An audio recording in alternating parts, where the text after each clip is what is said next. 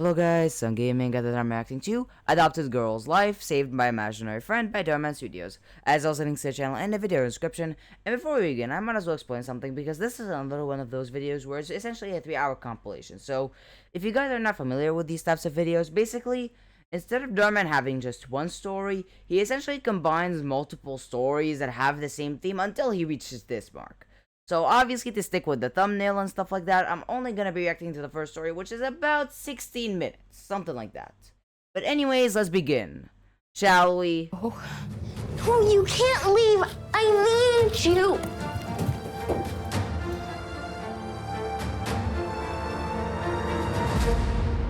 Okay, class, for your final project, you will be performing reenactments in groups of 3 based on one of our previous units. Miss Henderson, does Ren have to do it? She always kind of drags everyone down. Well, Sloan, last I checked, Ren was still a part of this class, so yes, she will be participating as well. I'll be around with your scripts. Better not be in my group.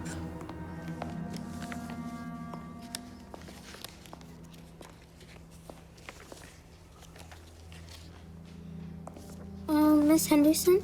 I'm sorry, did you say something? Why do I have so much highlighted? Oh, well, that's because I gave you a lead role. Of course, let me guess, that girl also wants the lead role. Great. We're in the same group. Okay, maybe not, that's not the reason she's mad. Can I have the smallest part? I'll take it. I'll memorize the whole thing tonight. No problem. Oh, that's very generous of you, Sloan. But no. Ren, you'll do great. Happy rehearsing! I feel like if anything, Ren should realize that her teacher really believes in her. Like when Ren offers directly that she wants the smallest part instead, but the teacher still gives her the lead role anyways, she should know that the teacher does have a lot of faith in her. Like if the teacher didn't really have faith in her, she would have switched her the moment she asked. Anyway. Hey, if you want to practice together or whatever, or like need help, I don't mind. Just saying. Okay, are you against her or are you with her? Which one is it?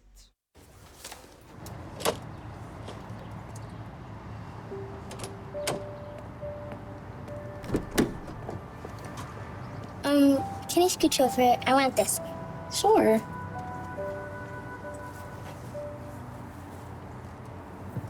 Hey, how you doing? How was school today? You learned anything cool? Not really. Did you make any new friends?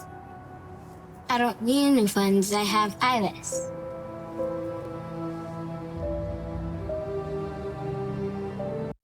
Yeah, I feel like I can guess pretty clear. Like the moment I heard imaginary friend, I immediately looked for the clues. Who is the imaginary friend?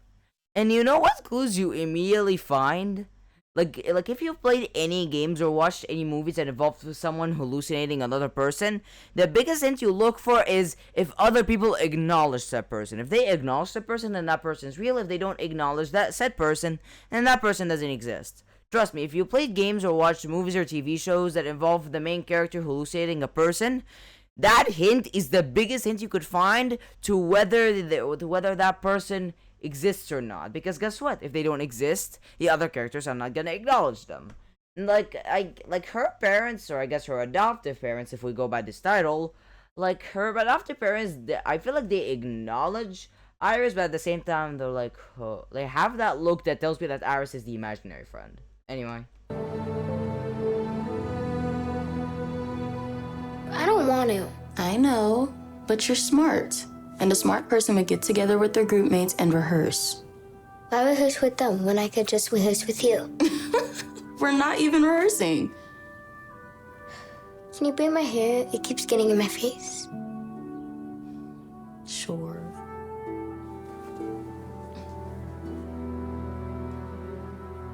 So, how are things this week? Is it me or like they dropped another hint, which is that the girl is asking her friend, quote unquote. I put quotes there since guess what? Iris is the imaginary friend. So she told her friend, "Hey, can you please braid my hair?" But then her hair ends up being the exact same. Like, you know that DharMann is already dropping hints. Anyway. Fine. You sure? Any flashbacks?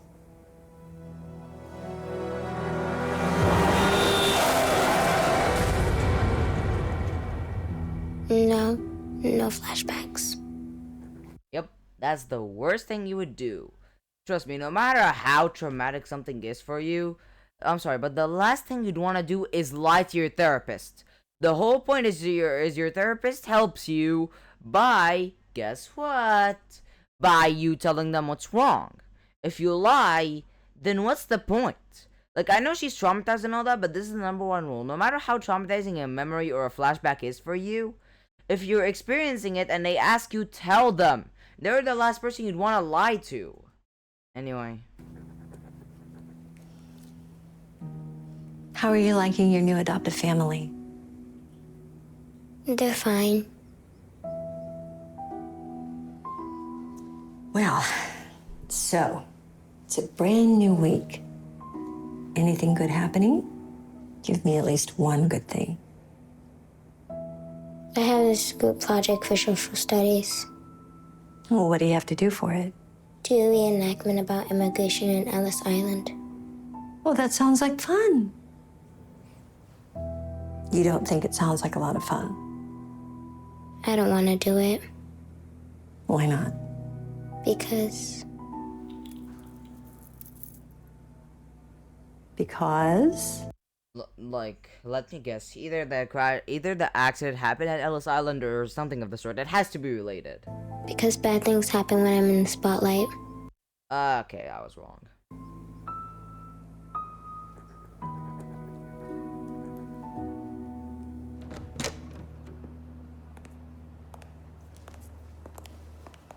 Hey!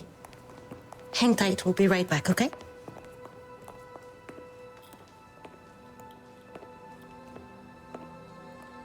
So, how was it? You know, Dr. Weiss seems nice. I guess What's wrong? I just don't like talking about what happened. Makes everything too real. All right, ready to go? Hey, how about a quick pit stop before we go home? Some ice cream? Good. I knew you would like your ice cream. Honestly, what I like here is how, like, all of the hints so far that Iris is the imaginary friend are hints that you only catch if you genuinely focus. Like, if you were to watch this video with your brain off, which, honestly, I wouldn't blame you. These stories are made to be consumed nowadays. Like, you're not even supposed to learn anything from them. Like, I feel like DharMann himself pretty much admits that he doesn't even seem like he cares if someone even learns anything, because usually for someone to learn something, the life lesson is repeated. Like, you know, in those stories that are supposed to teach you a lesson, they always say it in the end to kind of drill it in your head. Like, how do you think stuff like the grass isn't always green on the other side is so well known when it comes to DharMann? Is because the videos that introduce that life lesson always say it at the end, therefore reminding you of it. But nowadays, like, since DharMann never says it at the end, I can't even comment on it. Like, if you've watched, like, my channel since, like, the beginning or something, you would know that I used to comment on, okay, why am I stuttering? I used to comment on life lessons, but I stopped that, like, a long time ago because of the fact that DharMann simply does not put these at the end anymore. And also, let's be honest, you can't really talk much about life lessons, like, genuinely, I try as much as possible, yet I don't even try anymore, because guess what? I'm not gonna go back just to know what the life lesson was, because if you're not gonna repeat it, then it's not my job for me to look for such a minor thing, because how much can I even say about a life lesson, huh? How much? Anyway. You happy? Hey, Red! Hi. We're going to the mall. Do you want to come with? Oh, Sounds like a great idea. Looks like you have more friends than you realize. we've been trying to hang out with you ever since you moved here. Ren, you should go. My mom could drive you. We've got one extra seat in the car. Just one? That's okay. Thanks, Dhar. Maybe next time.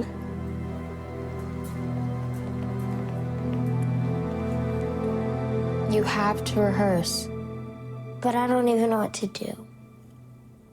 Let's start by running lines, okay? Oh, do we have to? Okay, fine. Name, Elena Romero, age, 15. traveling alone. My uncle needs me. He's in Brooklyn. I have his letter. Do you have a job waiting for you? I'll help in a shop. Maybe one day go to school. School? Most girls your age travel in service. I want more. Next. You're not even trying. That was me trying.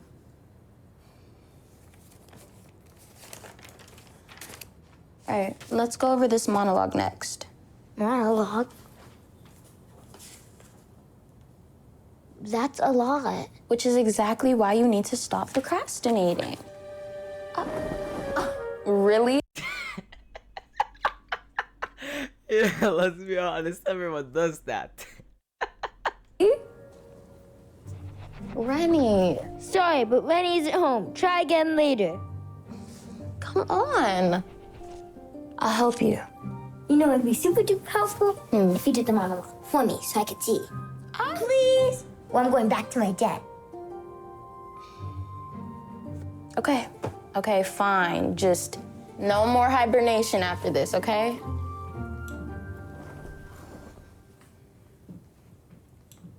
Nobody prepares you to be an ocean away from home or how to be a stranger in a world that's foreign to you. Wait a minute, doesn't that technically mean that she already knows the monologue? Because remember, again, by the hints that we've seen so far, Iris is the imaginary friend. So in that case, she would already have to know the monologue for Iris, her imaginary friend, to be able to say it. You know what I mean? And honestly, again, I like the fact that all the hints that Iris is the imaginary friend, aside from the obvious title, again, by the title alone, someone would guess that Iris is the imaginary friend, but I also like how they also drop subtle hints. How the parents never really acknowledge Iris, and how Iris is always a friend rather than a sister.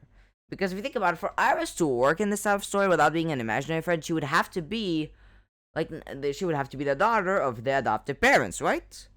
But that isn't really the case. She's just a friend, which is the first clue, obviously, because why would a friend be in your home all the time? Second of all, the fact that the adoptive parents never acknowledge Iris. They never do. Which again, them not acknowledging her is the very first hint for every single one of these storylines where it turns out that the main character was hallucinating on other characters the whole time. The biggest hint you'll look towards for this type of plot is if the other characters never acknowledge the said character. Because, let me give you an example. If, let's say, Iris and this girl were, I don't know why I know Iris but not her, even though she's the main character, but hey, if Iris and the MC were to be in a school, for example, but every person acknowledges the girl but not Iris, even though there should be situations where they acknowledge Iris to some extent, what does that mean? Oh yeah, Iris is an imaginary friend. Nobody else sees her. Anyway. Come on, you gotta go over there. If you don't, we're gonna fail. She's just right there. She's just gonna say no. Please, just try. Okay, fine. Try again. Hey, what are you doing after school today? Going home? Well, if you want to practice together or whatever, need help, I don't mind. Just saying. Sorry. Sure you are. I don't even know why I tried asking. All you've done since you moved to Brookside is be a loner. Do you even care that you might be the reason Sydney and I fail? That's so not fair.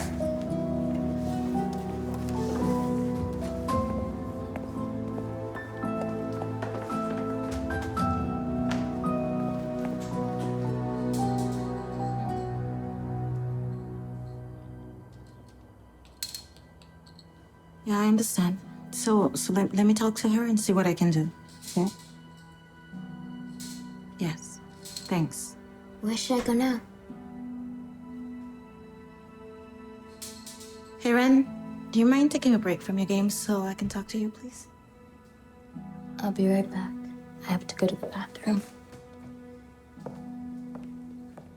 Sure. Everything okay?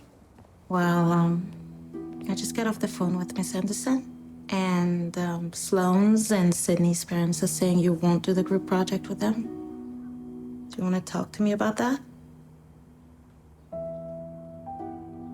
It's just that we're all a bit worried because this is a big chunk of your grade, of your group mates' grades. Seems like a pretty big deal, Ren. Okay. Honey, I know this has been a hard I just don't think I could do it. You don't think you could do what? Work with your friends, the girls, or the project? What? All of it. I'm not meant to be friends. You don't understand. Okay, look, let's just revisit this conversation later. For now, let's go back to playing games. Okay? Cool.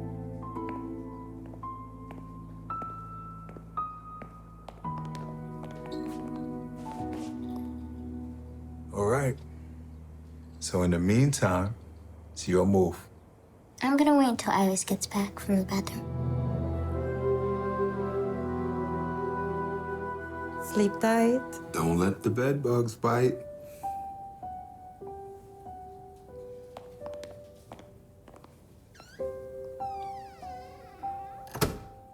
So, Sloan actually tried to invite me to practice after school then. It was super weird. Another hint. Why would Iris be there if the adoptive parents don't rent to sleep? Why wouldn't they tell Iris to come back? Come back and let Ren sleep? Oh yeah, because she's the imaginary friend. Like, again, I like how so far they never really name drop the fact that Iris is an imaginary friend. I like the fact that they never actually did it, but rather they give you subtle clues that hint towards it, which honestly, I like it.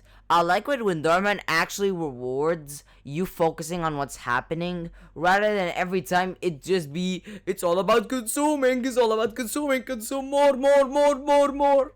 I like the fact that he at least tries to make it subtle. Like, again, you see how I immediately within the first minute or two caught the fact that Iris was the imaginary friend?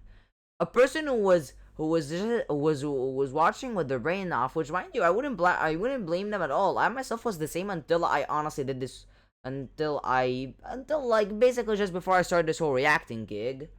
Like, I was the same thing before I just started the reacting gig. And let me tell you, like, again, nobody would have noticed these hints, because guess what? When you watch things blindly, you don't question them. You just go along with it. But when you do question them, you find out that Iris is the imaginary friend pretty early. Anyway. It's not weird to meet up with your class for a group project, Rennie. This could have been a chance for you to break out of your shell. Why would I want to break out of my shell when I could stay safe with you? Yeah, honestly, in this case, I feel like Iris will be the one telling her that, no, I'm not even real in the first place, rather than her parents or someone else telling her.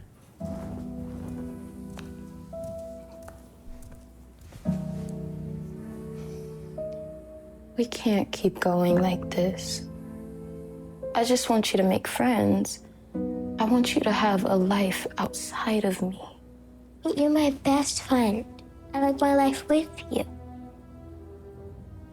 I think it's time for me to go.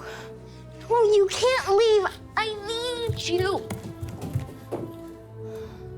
At some point, you're going to have to go and live your life. Make friends, go to the mall, do something. I don't need that. I have you. But you don't have me anymore. Stop. I'm going. No, you're still here with me. Please, just listen to me. No.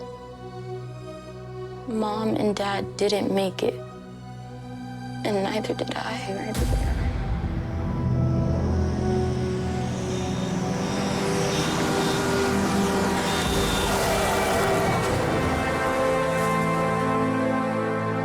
Her parents didn't make it. And her sister was dead on impact. Man, like, this is the definition of 0 to 100. Like, it's one thing when it's just an imaginary friend. It's another thing entirely when the person she's imagining is her dead sister. Like, man, this is the definition. Like, maybe not the definition. Maybe 0 to 50, not 0 to 100. But, like, do you realize how much of a difference it is between the imaginary friend just being a friend that she concocted and the imaginary friend being her actual sister who's dead? Like, man. Honestly, this is one of those smaller definitions of 0 to 100. Because, yes, it does impact the story, obviously, by not that much. It's not like they upped it up extremely, but still. They pretty much upped it from 0 to 100. Because, again, for the millionth time, there's a difference between an imaginary friend and Ren imagining her dead sister. There's a difference. Anyway.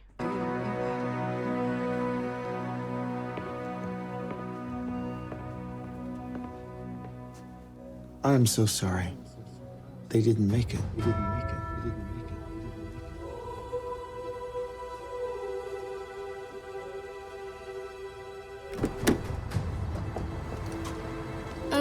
Can you scooch over? I want this.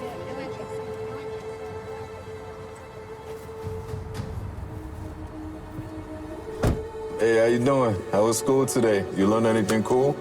Not really. Did you make any new friends?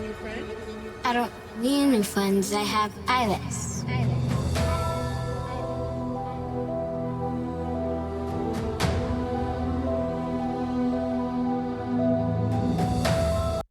Honestly, like, again, I like the fact that it rewards people who genuinely focus. Because, again, like, since that moment, I caught it. I knew that Iris was the imaginary friend. I just didn't know that she was Ren's sister. Oh boy. Like, I am telling you, this is basically 0 to 100. Because, again, there's a much bigger difference between just having an imaginary friend, someone you imagine, someone who's always with you, and imagining your sister still alive after she died on impact.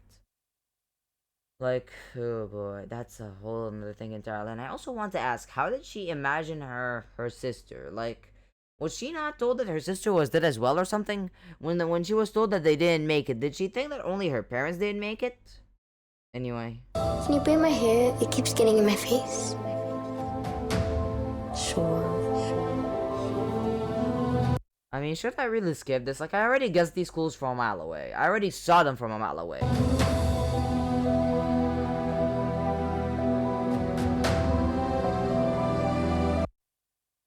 Okay, that went to a different direction. Alright.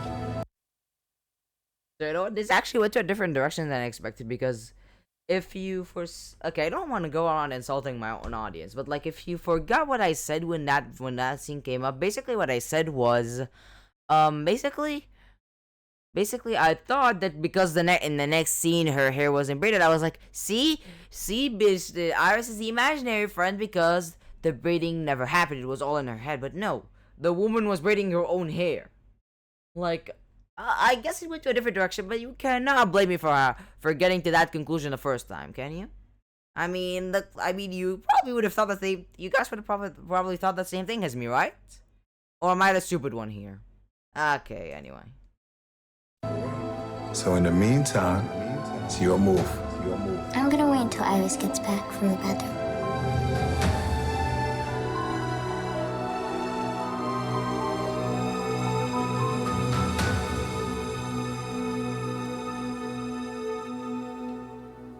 Please just stay. I promise. I won't ever try to be in the spotlight again. I just wanted to be like you.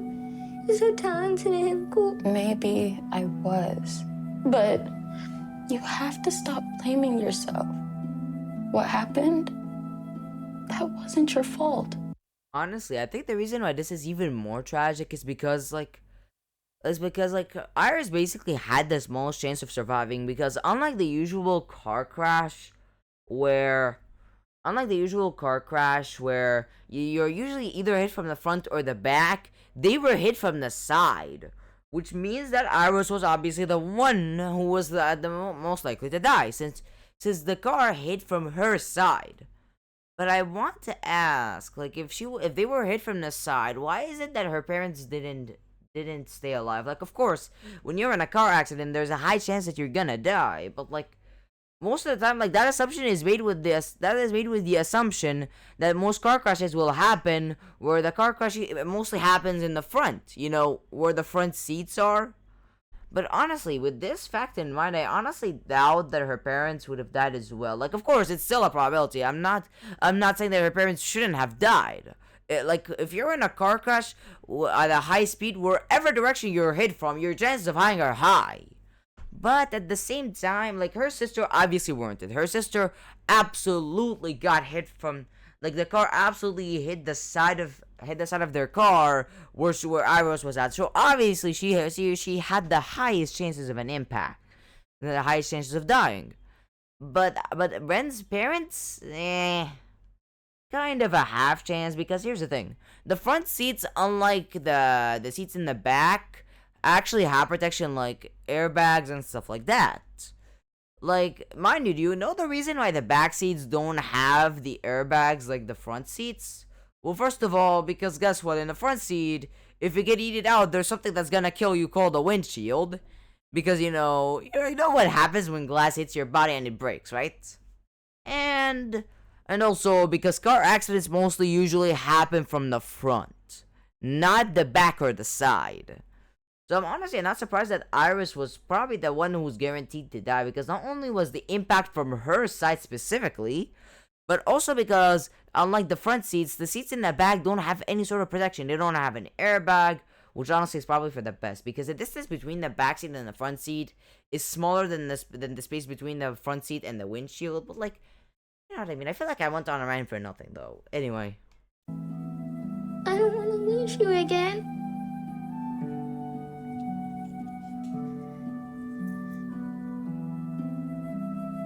I will always be with you.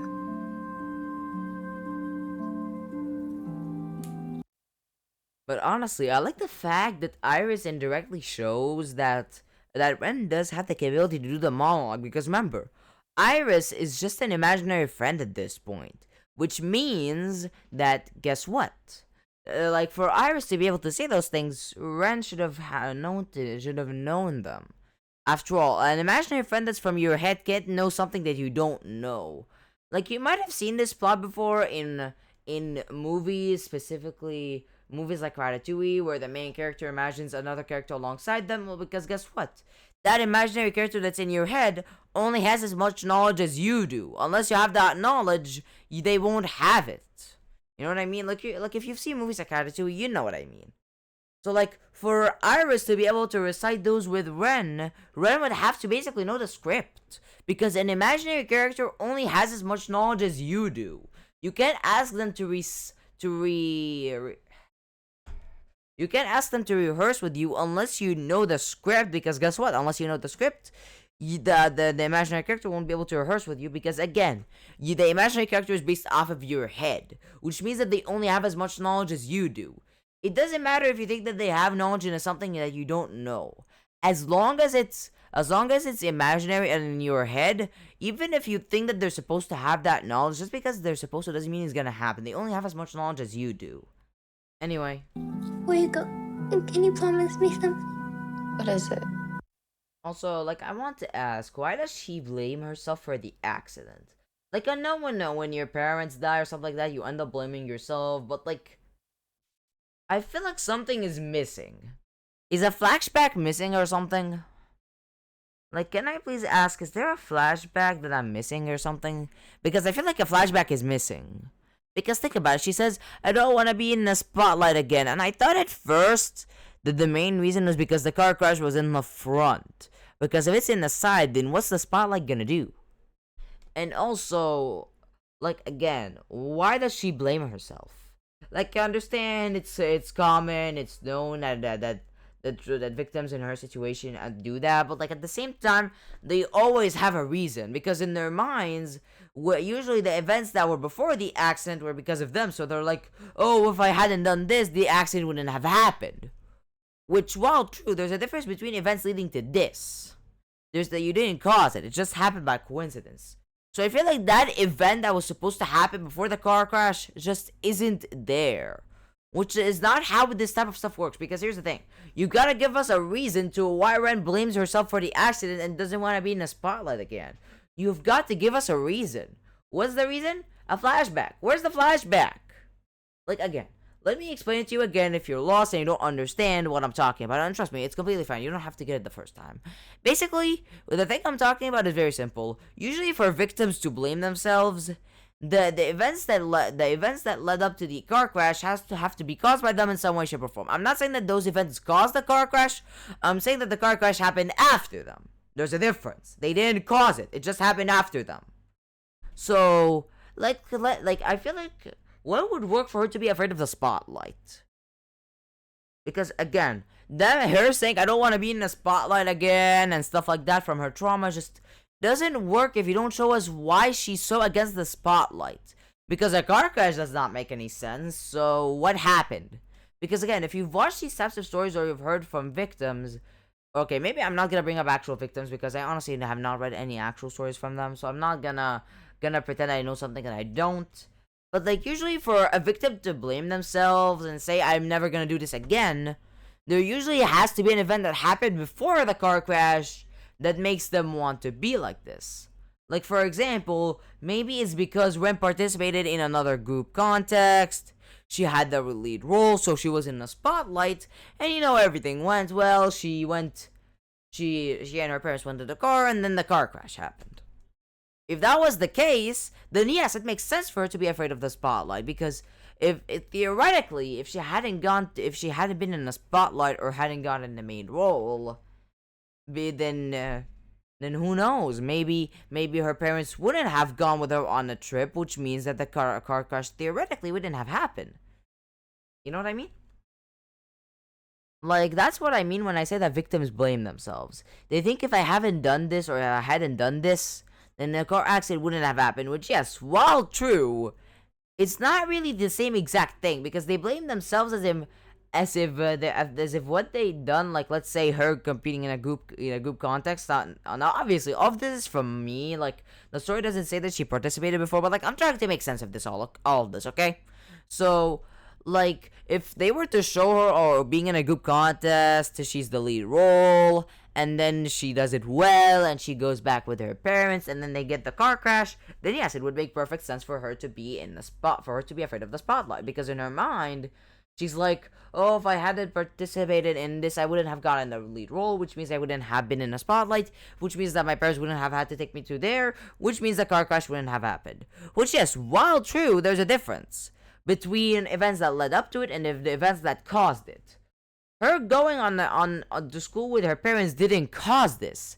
It just led up to it. Okay, maybe led up to it has the same meaning, but like, yeah, but she wasn't the one who caused the car crash. It was just a coincidence that happened because of the fact. Okay, at this point, if I continue, I'm pretty much saying that she caused it, but like, you know what I mean, right? Like, it wasn't in her control, and yet she blames herself. But again, what I hate is the fact that, remember, all that I told you is from me. They never tell us why she's afraid of the spotlight. And you can't tell me that, oh yeah, it's because of the car accident. No. Since the car accident happened from the sides, by the time she realized that a car crash happened, she probably already passed out because of the impact. Or something like that. Or even if she didn't pass out, by the time she even tries to look around, the car accident happened and there's no spotlight. So, but like, I'm open to suggestions. Can someone please tell me why she's afraid of the spotlight? Like, if you know how, please tell me, because I'm genuinely confused. I'm trying to make sense of it all. I'm even making up my own context just to make sense of it all. So please, if you know why she's afraid of the spotlight, then please tell me in the comments. I want to hear your opinion. I want to hear an answer to this. Anyway, let's continue. Promise me you'll be there when I perform. I promise. You know I'm your #1 fan.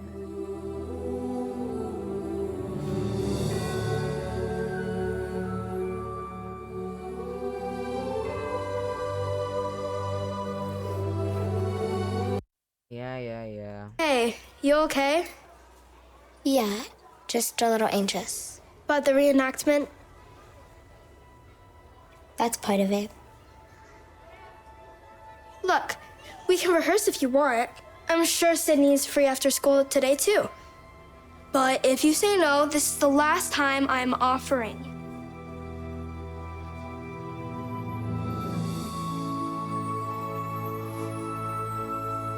Nobody prepares you to be an ocean away from home, or how to be a stranger in a world that's foreign to you. Did you guys hear the...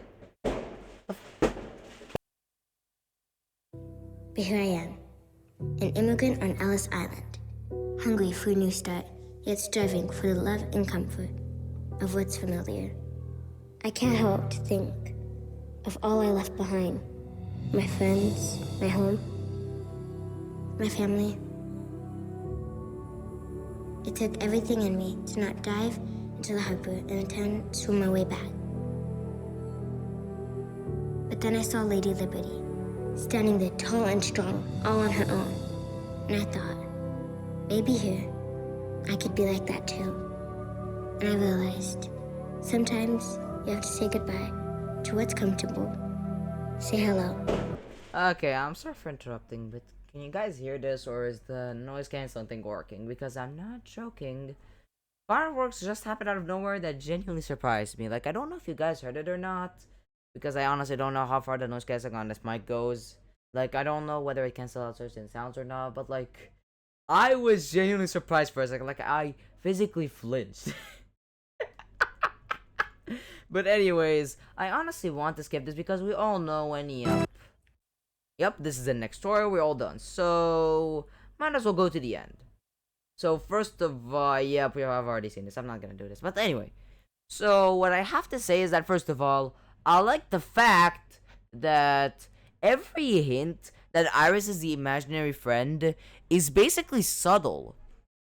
Like, I like the fact that until the end, they never really say that Iris is the imaginary friend, which I really like because, again, it rewards people who genuinely focus. Which, again, if you're not the type to focus and you just watch these videos with your brain off, I'm not gonna blame you. I'm not gonna tell you that you're stupid and all that, because guess what?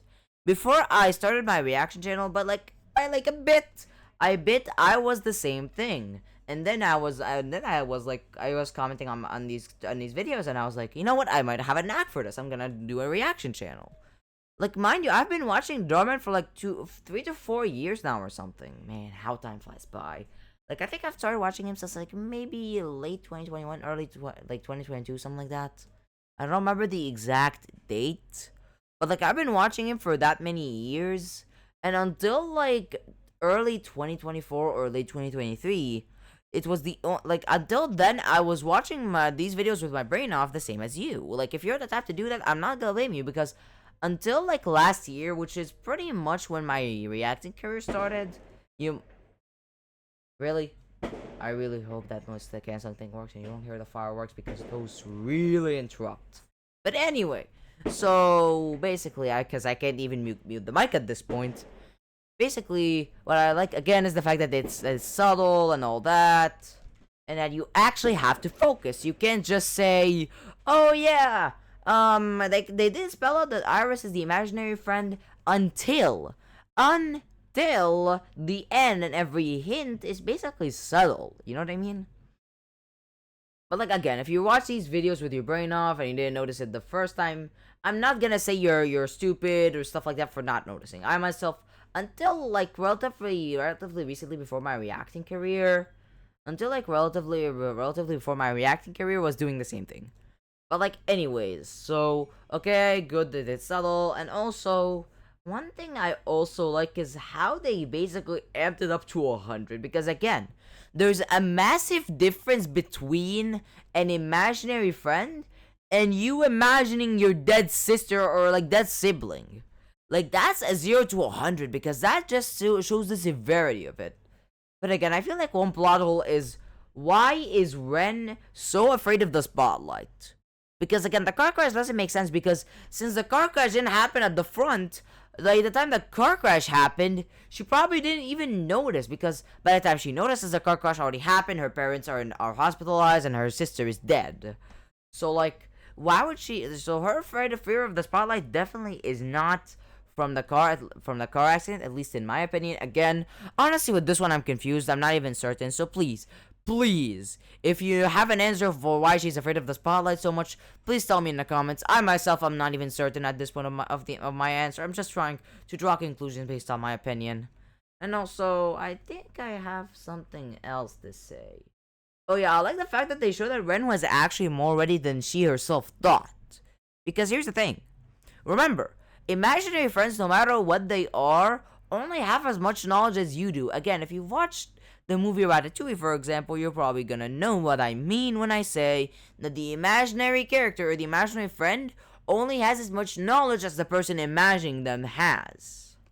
Like, for example, let's say the imaginary character, let's say when that character was alive, if they were alive, was really good at cooking, for example. Then, like, just because they were really good at cooking doesn't mean that when the main character imagines them, but the main character imagines them while the main character themselves are not good at cooking, that the imaginary character is gonna suddenly be good at cooking.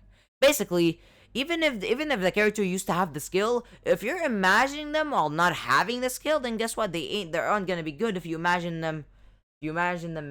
Like, if you try actually making the food, you're probably gonna be making it to yourself instead of the imaginary friend, similar to how Ren was braiding her own hair instead of Iris braiding it for her. But also think about it. When she was rehearsing with Iris, she was basically rehearsing with herself. Which means that, honestly, I don't know what happened to the paper. Like, was she holding it to herself or what? Because if she was holding it to herself, then basically my entire argument is useless.